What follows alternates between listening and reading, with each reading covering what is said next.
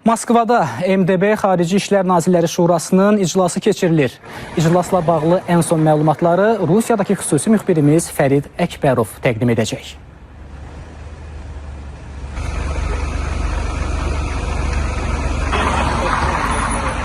Moskvada Müstəqil Dövlətlər Birliyi Xarici İşlər Nazirləri Şurasının iclası keçirilir. Azərbaycanı iclasda Xarici İşlər Nazirinin müavini Samir Şərifov təmsil edir.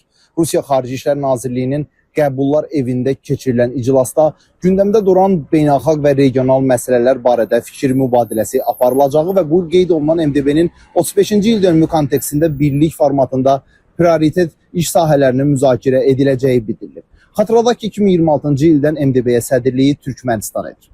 Rusiya Xarici İşlər Nazirliyinin rəsmi nümayəndəsi Mariya Zaxarova iclasın yekununda xarici siyasət koordinasiyasının gücləndirilməsinə və hüquq mühafizə, mədəni və humanitar sahələrdə əməkdaşlığın genişləndirilməsinə yönəlmiş bir sıra qərarların qəbul edilməsinin gözlənildiyini açıqlayıb. Nazirlərin iki Rusiya təhsil müəssisəsinə MDB üzv dövlətlərinin baza təşkilatları statusunun verilməsi məsələsinin nəzərdən keçiriləcəkləri də gözlənilir.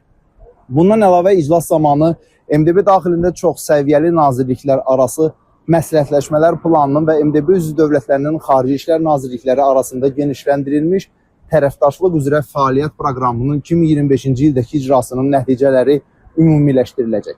Təsdiq edilmiş sənədlərin əksəriyyəti sonradan təsdiq üçün MDB Dövlət və Hökumət Başçıları Şurasına təqdim ediləcək. İclasın yekununda MDB Baş katibi Sergey Lebedev və Rusiya Xarici İşlər Naziri Sergey Lavrovun birgə mətbuat konfransı keçirəcəyi də bildirilib.